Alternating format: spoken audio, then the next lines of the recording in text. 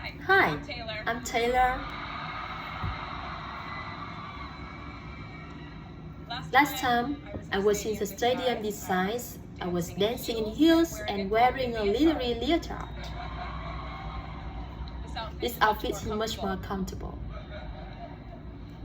I would like to say a huge thank you to NYU's Chairman of the Board of Trustees, Bill Buckley, and all the trustees and members of the board, NYU's President Andrew Hamilton, Provost Catherine Fleming, and the faculty and alumni here today who have made this day possible. I feel so proud to share this day with my fellow honorees, Susan Hartfield and Felix Mato Rodriguez, who humble me with the ways they improve our world with their work.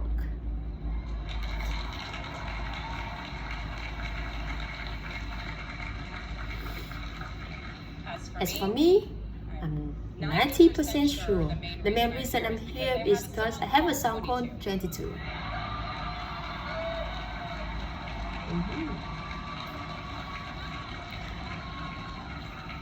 And let me just say, I am elated to be here with you today as we celebrate and graduate New York University's class of 2022.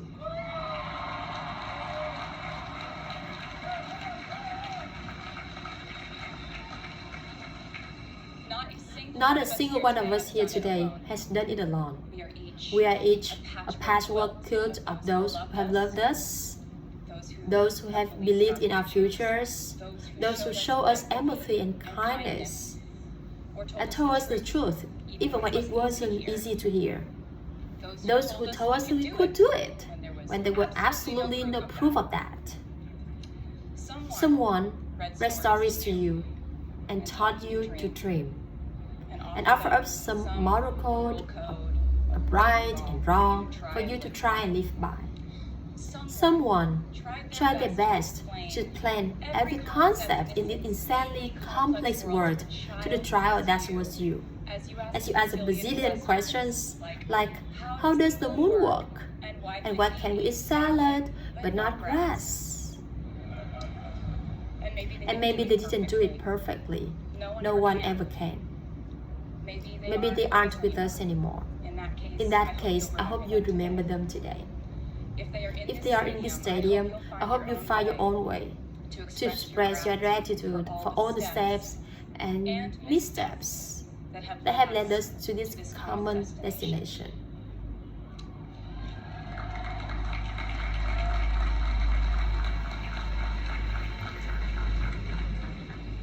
I know that words are supposed to be my thing, but I will never be able to find the words to thank my mom and dad, my brother Austin, for the sacrifice they make every day, so I could go from singing in the coffee houses to standing up here with you all today, because no words would ever be enough.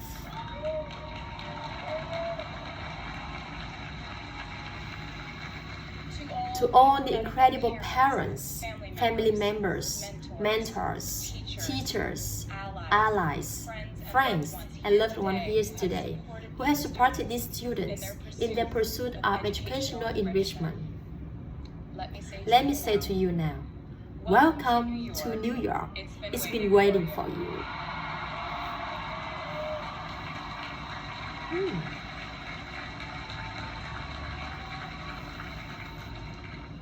I'd like to thank NYU for making me, technically, on paper at least, a daughter.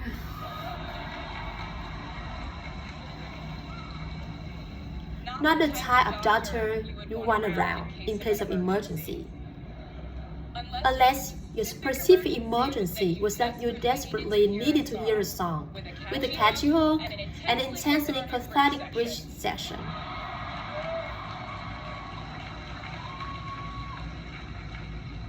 Or if your emergency was that you needed a person who can name over 50 breeds of cats in 1 minute. I never got to have a normal college experience per se. I went to public high school until 10th grade, and then finish my education, do homeschool work on the floors of airport terminals. Then went out on the road for a radio tour, which sounds incredibly glamorous. But in reality, it consisted of a rental car, motels, and my mom and I pretending to have large mother-daughter fighting with each other during boarding, so no one was between us on the southwest. As a kid, I always thought I would go away to college, imagining the posters I would hang on the wall of my freshman dorm. I even set the ending of my music video from my song Love Story at my fantasy imaginary college, where I meet a male model reading a book on the grass, and with one single glance, we realized we had been in love in our past lives. Which is exactly what you guys all experienced at some point in the last 4 years, right?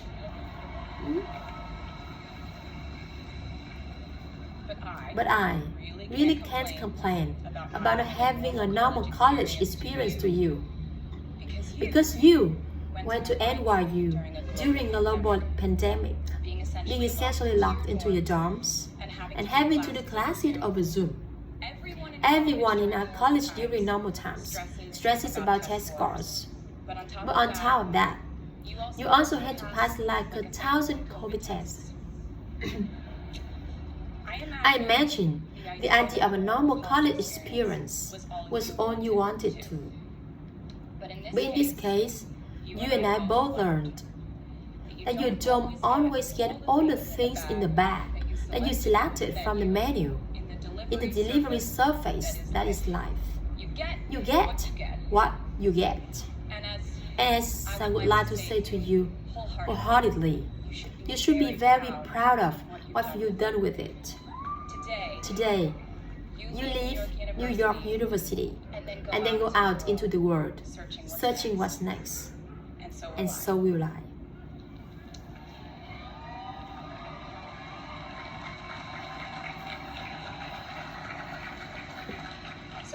So as a rule, I try not to give anyone solicited advice unless they ask for it.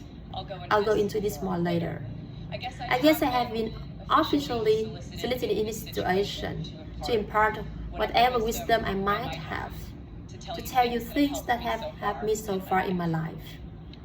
Please bear in mind that I in no way feel qualified to tell you what to do. You've worked and struggled and sacrificed and studied and trimmed your way here today. And so, you know what you're doing. You do things differently than I did and for different reasons. So I won't tell you what to do, because no one likes that. I will, however, give you some life hacks I wish I knew when I was starting on my dreams of a career and navigating life, love, pressure, choices, shame, hope, and friendship. The first of which is, life can be heavy, especially if you try to carry all at once. Part of growing up and moving into new chapters in your life is about catch and release. What I mean by that is knowing what things to keep and what things to release. You can't carry on things, on grudges, on updates, on your ex, on enviable promotions your schooling bully got at the hedge fund his concourse started. Decide what is yours to hold and let the rest go. Oftentimes, the good things in your life are like that anyway, so there's more room for them. One toxic relationship can outweigh so many wonderful, simple joys. You get to pick what your life has time and room for. Be discerning. Secondly, learn to live alongside cringe. No matter how hard you try to avoid being cringe, you will look back on your life and cringe retrospectively.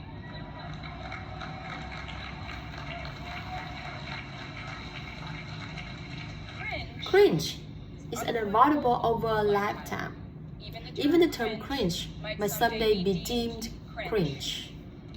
I promise you, you're probably doing or wearing something right now that you will look back on later and find revolting and hilarious.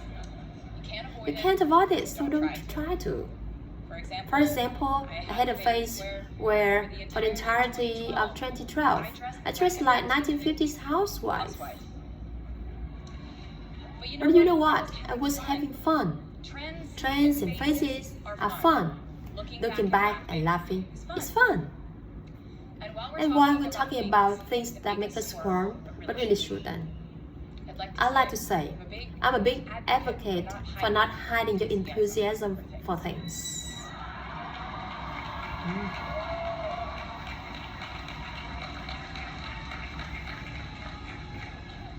It seems to me that there is a false stigma around eagerness in our culture of unbothered ambivalence. This alone perpetuates the idea that's not cool to want it. The people who don't try are fundamentally more chic than people who do. And I wouldn't know because I've been a lot of things, but I've never been an expert on shit. But I'm the one who's up here, so you have to listen to me when I say this. Never be ashamed of trying. Effortlessness is a myth. The people who wanted it the least were the ones I wanted to date and be friends with in high school. The people who wanted the most are the people I now hire to work for my company.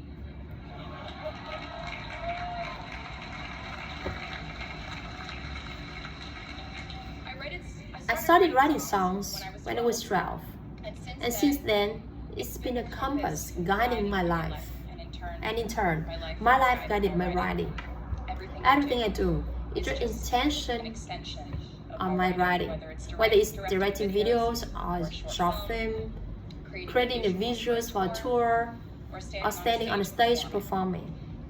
Everything is connected by my love of the craft, the thrill of working through ideas and narrowing them down, polishing it up on the end, editing, waking up in the middle of the night, throwing out the old idea because you just thought of a new or better one, or plot device that ties the whole thing together.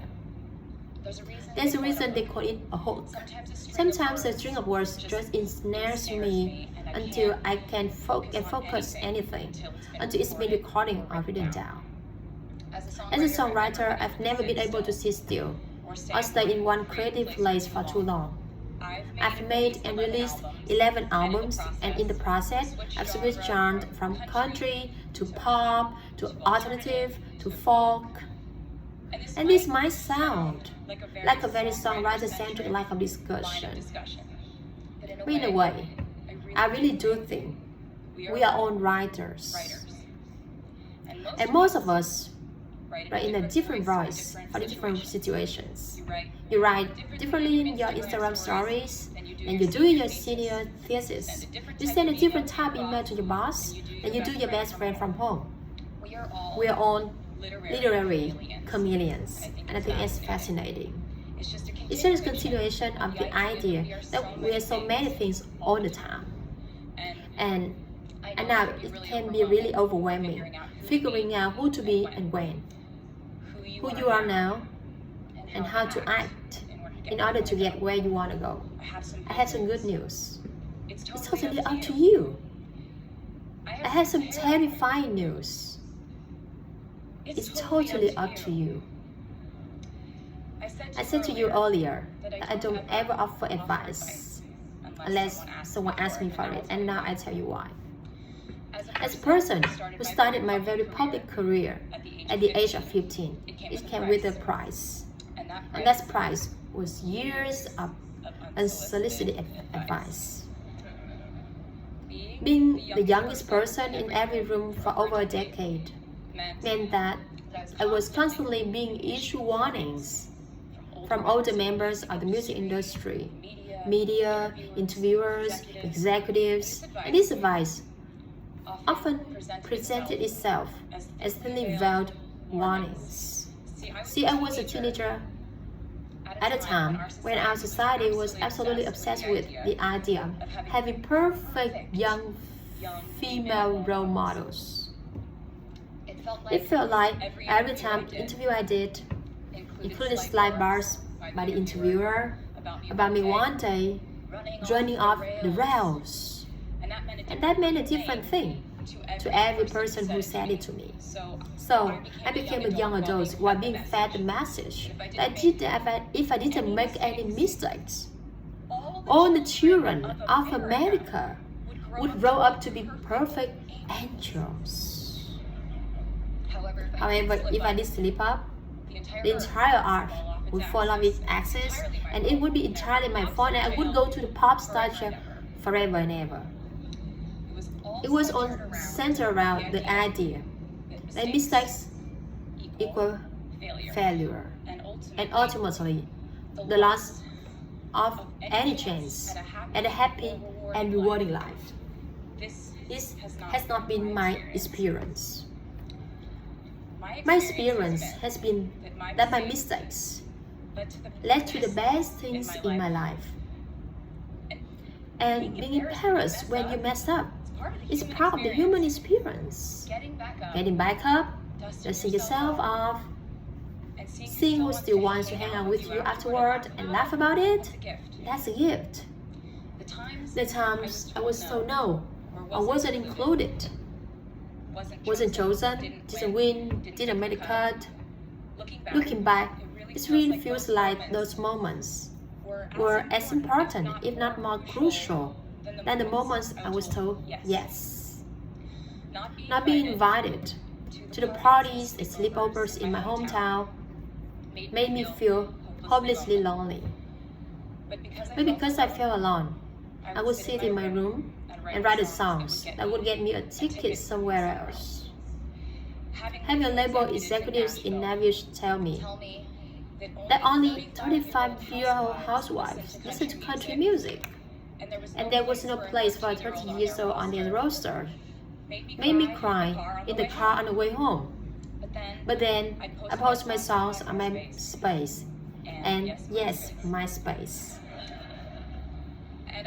And I would message with the other teenager who loved country music, but just didn't have anyone singing from their perspective. Having journalists write in-depth, oftentimes critical pieces about who they perceive me to be, made me feel like I was living some weird simulation.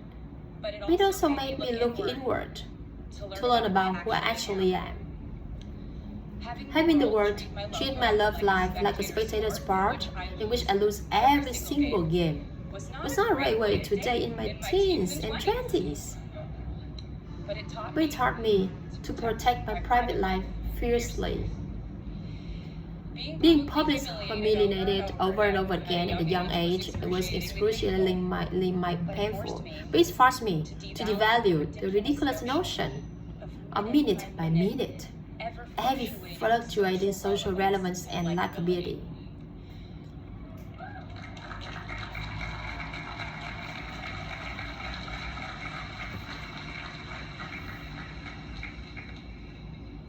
Getting cancelled on the internet and nearly losing my career gave me an excellent knowledge of all the times why.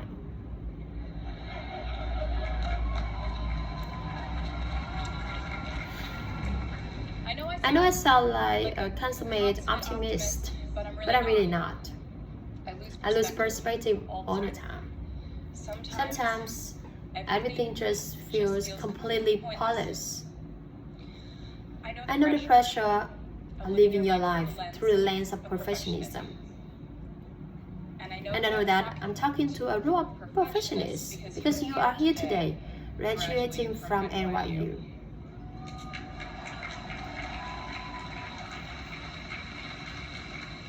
So this might be hard for you to hear. In your life, you will inevitably misspeak, trust the wrong person, underreact, overreact, hurt people who didn't deserve it, overthink, not think at all, self-sabotage, create a reality where only your experience exists, ruin perfectly good moments for yourself and others. Deny anyone doing, and take the steps to make it right. Feel very guilty. Let the guilt eat at you. Hit rock bottom. Finally arrest the pain you caused. Try to do better next time. Rinse and repeat.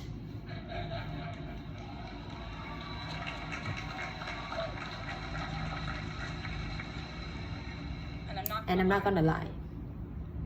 These mistakes will cause you to lose things. I'm trying to tell you that losing things doesn't just mean losing. A lot of time when we lose things, we gain things too. Now you leave the structure and framework of school and chart your own path. Every choice you make leads to the next choice, which leads to the next. I know it's hard to know which path to take. There will be times in life when you need to stand up for yourself. Times when the right thing is actually to back down and apologize. Times when the right thing is to fight. Times when the right thing is to turn and run. Times to hold on with all you have. Times to let it go with grace. Sometimes the right thing to do is to throw out the old schools of thought and in the name of progress and reform. Sometimes the right thing to do is to sit and listen to the wisdom of those who have become before us. How will you know what the right choice is in the crucial moments you want? How do I give advice to these many people about their life choices? I won't. The scary news is you're on your own now. But the cool news is you are on your own now.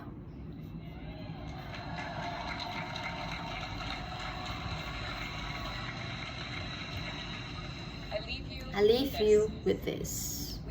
We are led by our gut instincts, our intuition, our desires and fears, our scars and our dreams. And you will screw it up all sometimes. So will I.